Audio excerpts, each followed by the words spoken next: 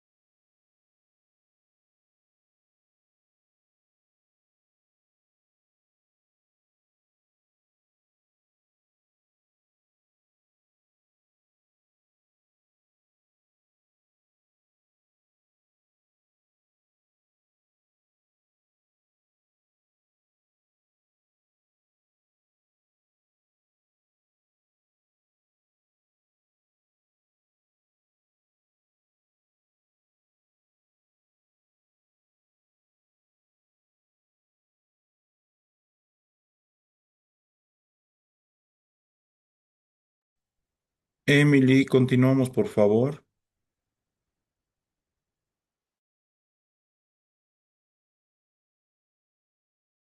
Está viendo. Ya, voy a empezar de vuelta porque no sé si me escucharon. Ya. Vamos a continuar con la exposición hablando de la colecistitis aguda. Más que todo, como dije la en un 90-95% se va a dar por una obstrucción del conducto cístico debido a un cálculo presente en ahí. Eh, el conducto se va a ir distendiendo dependiendo al cálculo y esos cálculos se van a impactar. Ahora, lo que vamos a encontrar a la ecografía, o a la ecografía como ven en la imagen, va a ser una pared engrosada, la cual va a estar engrosada más de los 3 milímetros, así como logra ver en la imagen. Y también vamos a encontrar lo que es el líquido perivesicular. Igual está ahí la flechita, lo pueden observar. Y un signo de Murphy ecográfico positivo. Este signo se va a, eh, ¿cómo se va a ver? Prácticamente va a ser que el ecógrafo va a presionar el transductor al abdomen, justo en el hipocondrio derecho, debajo de las costillas, y el paciente va a sentir un dolor más fuerte, máximo, eh, y justamente donde sería la inflamación de la vesícula no va a resistir mu- mucho tiempo el dolor. Ahí va a ser positivo este signo y se va a y lo van a poner como signo demográfico positivo. Eh, a diferencia eh, del cólico biliar, este va a ser un dolor que va a durar poco tiempo. Esa es su diferencia. Luego se va a caracterizar por la triada sintomática, que es el dolor intenso, la fiebre, náuseas y vómitos. Siguiente, doctor, por favor. Ya. Eh, la coledocolitiasis va a ser los cálculos en el coledo, el conducto colédoco. Este más que todo eh, este va a ser por la localización, que es el conducto colédoco. Eh, Se va a encontrar que va a haber una dilatación de la vesícula. También se van a observar lo que es el cálculos van a ser visibles a lo que es en el colédoco, así como se puede ver, son como puntitos blancos dentro del conducto. Esos llegan a ser los cálculos. Y también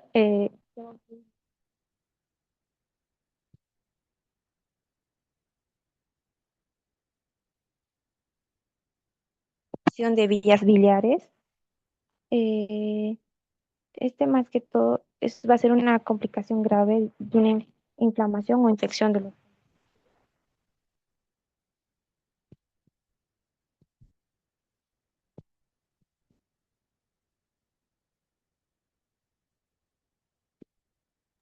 No se te escucha, Emily. Se está cortando. A ver, me muevo, Doc. Ahora sí se me escucha, Doc. Ahora sí se te escucha mucho mejor. Ya. Como les explicaba, la colonización es infección de los biliares. Esta va a ser una complicación médica más grave debido a la infección o inflamación que va a dar en los conductos biliares. Eh, a diferencia de una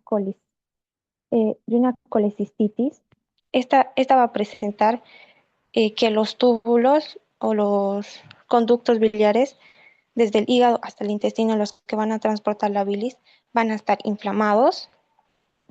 También se va a encontrar la presencia de la dilatación de las vías biliares, el engrosamiento de la pared, así como pueden ver en la imagen, y los signos inflamatorios, como ya les mencioné, desde lo que es el hígado hasta el intestino de los conductos. Siguiente, doc, por favor.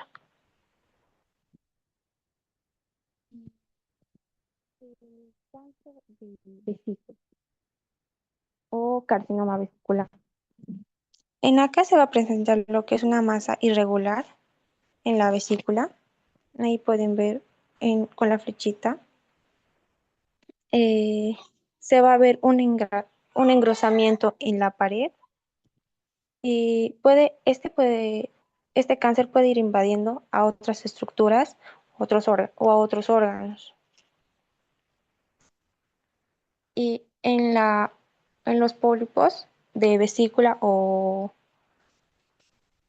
pol- pólipos de vesícula, vamos a encontrar lo que es la lesión ecogénica fija en la pared. Esta lesión va a estar fija en las paredes.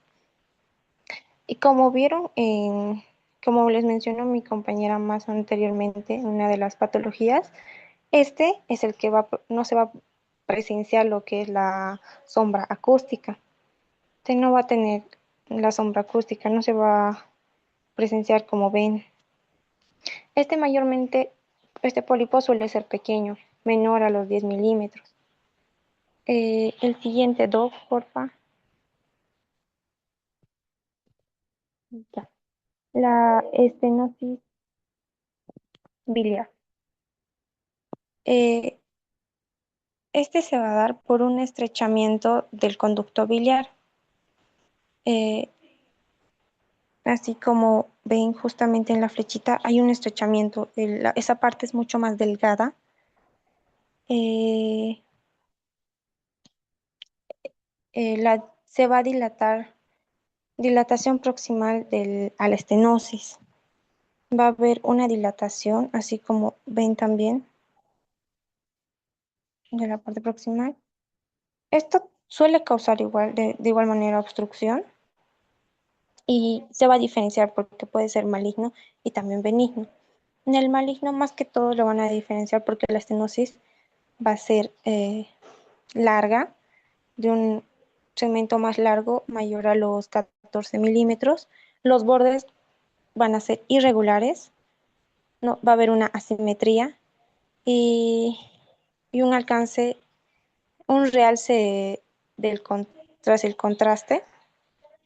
Y cuando es benigno, suele ser en segmentos mucho más cortos, con bordes más lisos, más regulares y con una eh, transición más gradual o como también se le llama en punta de lápiz. Eh, eh, Siguiente dos.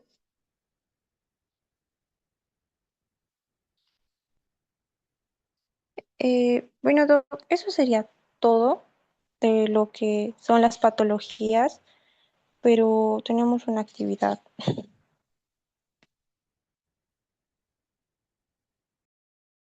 Y a su actividad me lo han mandado acá, ¿no? Sí, doctor. A ver, Sí, dame un segundo, ahora lo veo.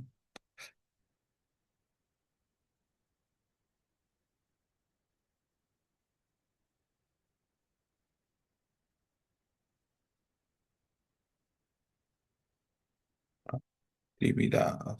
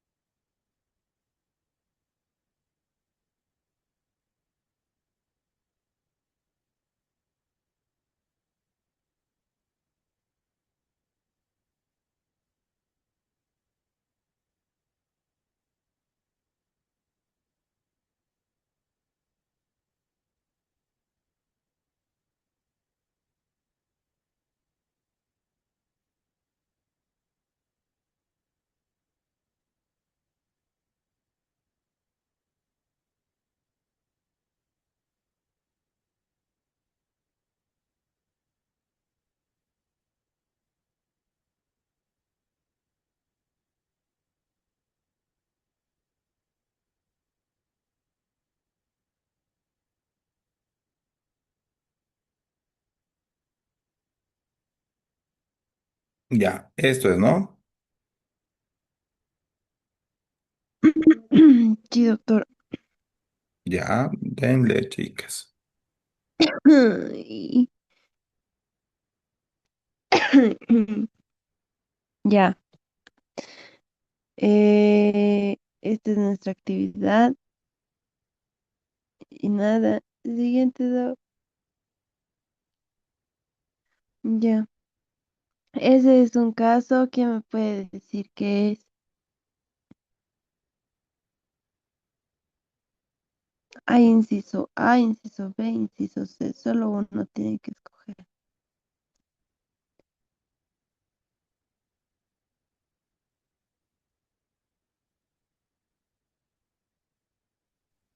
Colelitiasis. Sí, la B. ¿Qué? Sería la B, Nikki. A ver, doctor,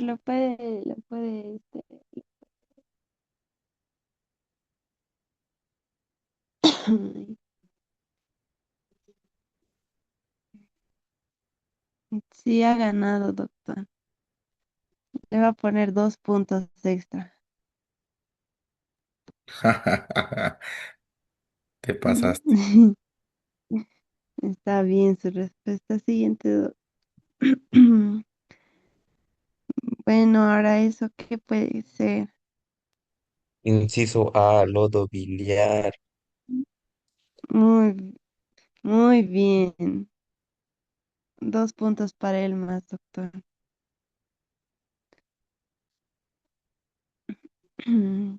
Siguiente. Ese caso, chicos, Inciso B, colecistiasis aguda. sí, muy bien. Siguiente.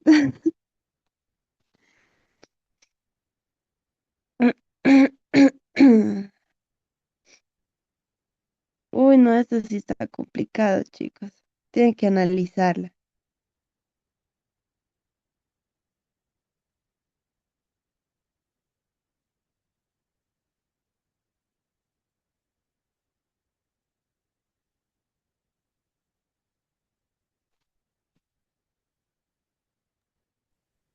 Inciso ¿Nadie? B. Coledo, Coli, sí, muy bien, chicos. Tú. Siguiente.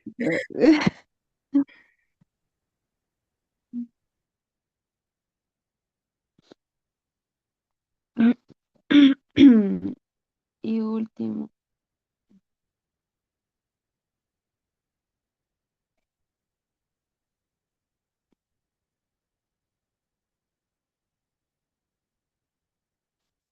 denle, chicos, que es, no tiene sombra. La,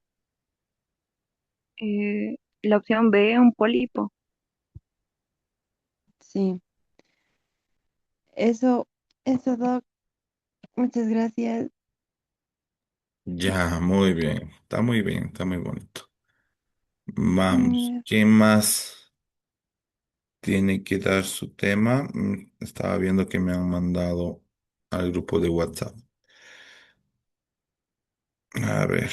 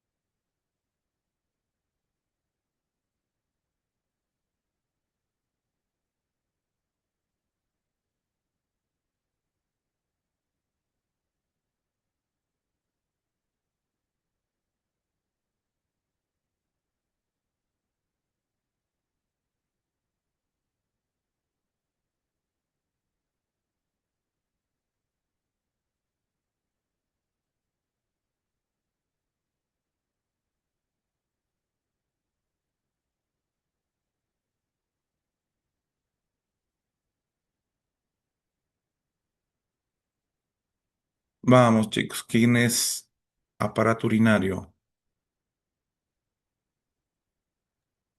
Yo, doctor. Dale, puedes empezar. Ya. Siguiente diapositiva. Ah, no. Buenos días, doctor. Buenos días, compañeros.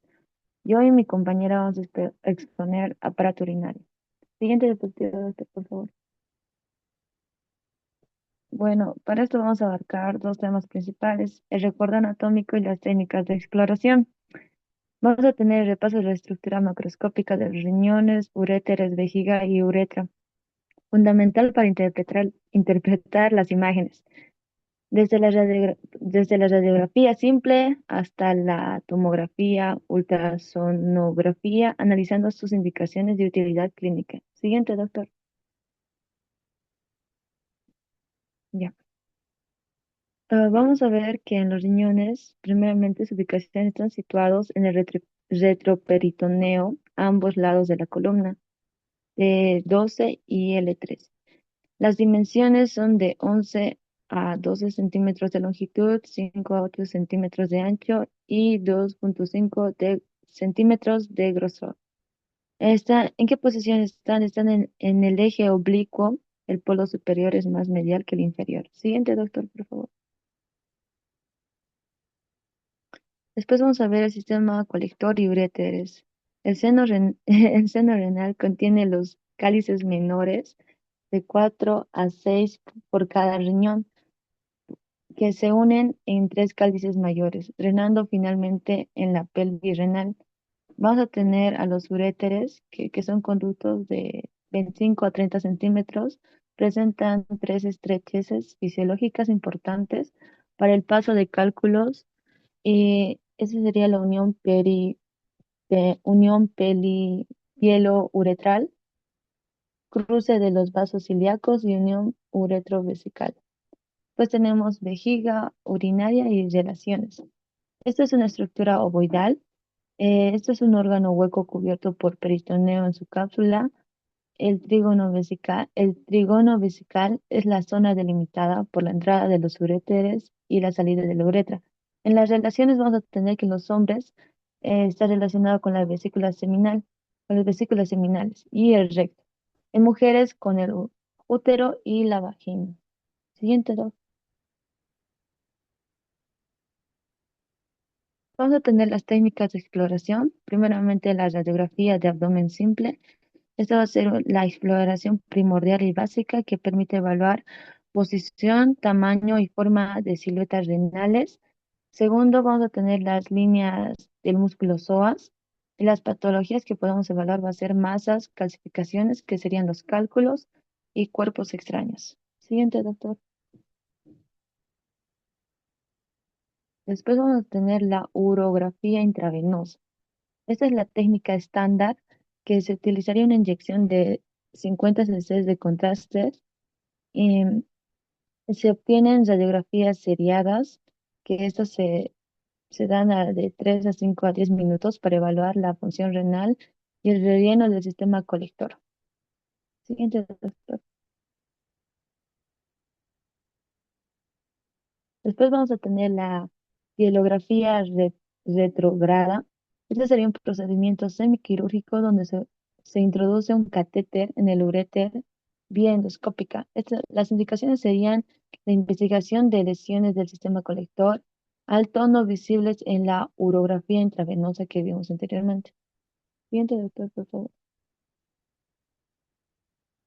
Después vamos a tener la cistografía y uretrografía. ¿Qué es? Este es el estudio de la vejiga y vía retrógrada, ideal para detectar reflujo vésico-uretral, masas vesicales y fístulas. Siguiente, doctor. Después vamos a tener la ultrasonográfica renal, que vamos a ver que estas serían la sensibilidad y ventajas. Primero vamos a diferenciar masas sólidas de quísticas. Después vamos a ver screening inicial, muy sensible para detectar hidronefrosis, o sea, una dilatación, ¿no? Útil en pediatría y evaluación de trasplantes. Siguiente, doctor. Pues vamos a tener a la TAC, a la tomografía axial computarizada y técnicas avanzadas. Vamos a tener la abdominal, que sería indicado en masas renales complejas, trauma renal, estadiaje de tumores y riñón no funcionante. Este ofrece detalle anatómico superior. Otras técnicas puede ser la gammagrafía, que sería la evaluación de la función tubular, y la angiografía, estudio vascular. Aquí podemos ver la estenosis arterial renal y la embolización terapéutica. Siguiente, doctor. Dale, Maya. Bueno, continuando con el tema, vemos las anomalías congénitas. Nuestras anomalías congénitas se van a dividir en 7. De número, de posición, fusión, tamaño, forma, estructura y la anomalía de la pelvis renal. Aproximadamente un 10% de los fetos nacidos vivos presentan estas anomalías. Muchas de estas anomalías van a ser van a ser asintomáticas, pero otras pueden ser la causa de muerte al primer año de nacido. Siguiente, doctor, por favor. Tenemos las anomalías de número primeramente. En estas podemos encontrar la genesia renal.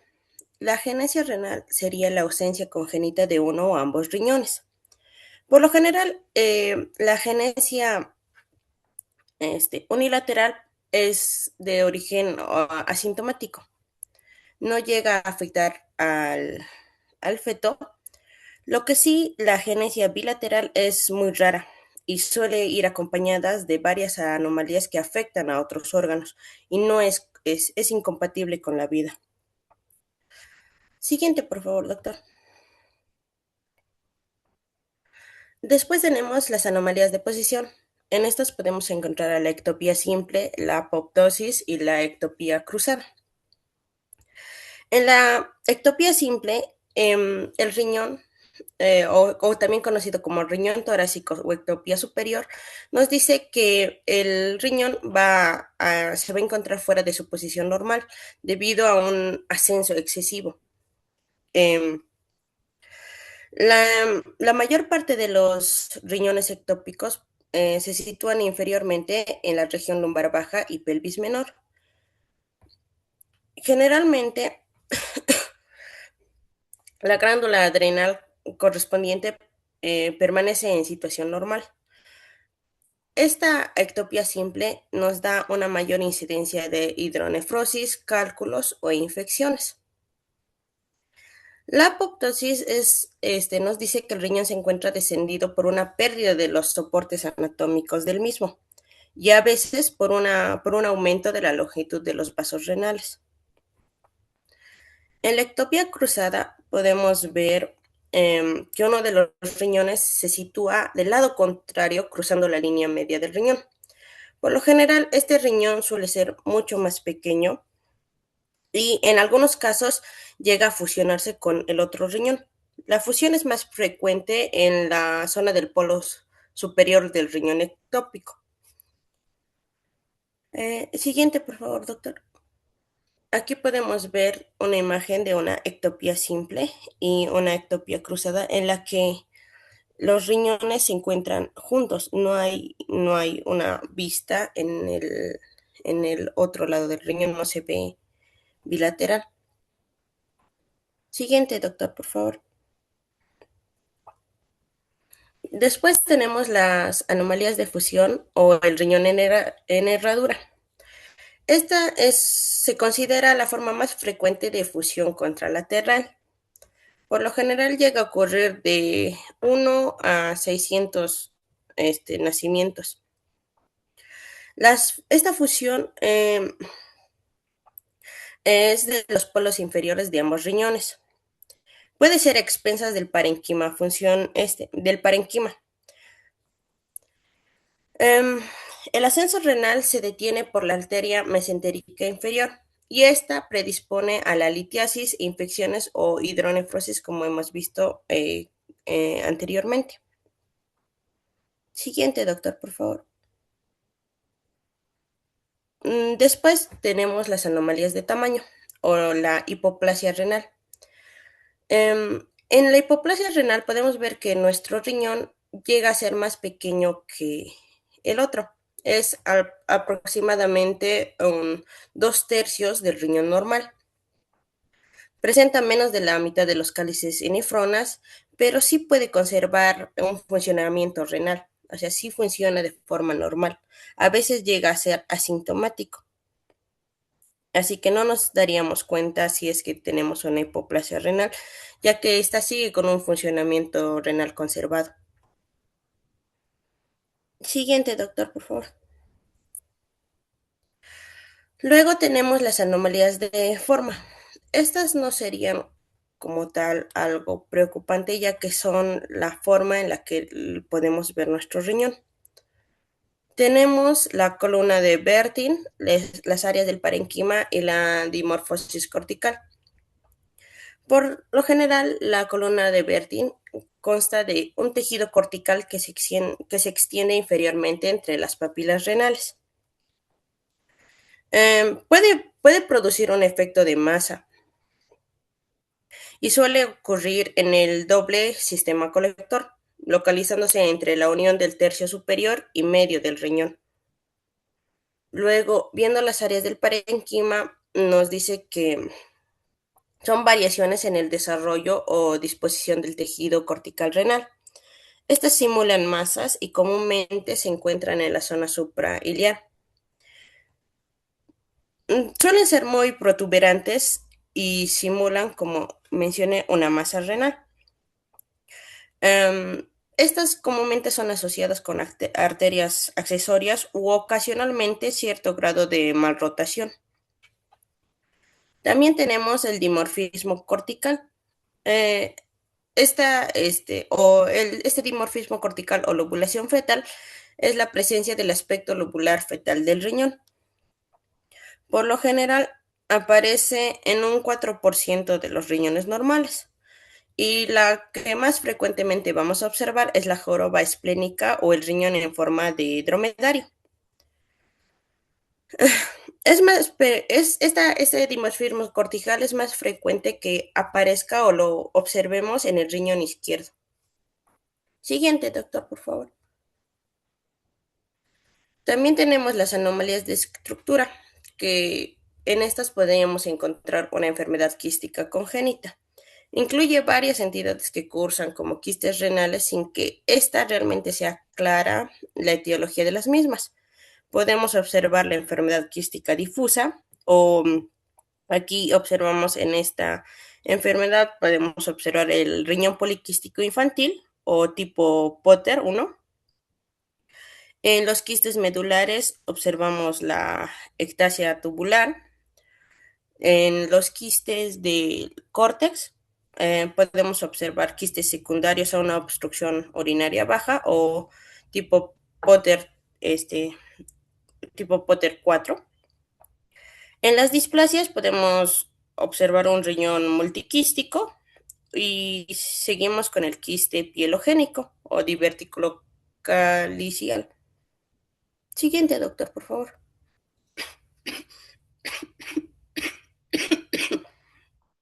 Ay, perdón. Después tendríamos las anomalías de la pelvis renal.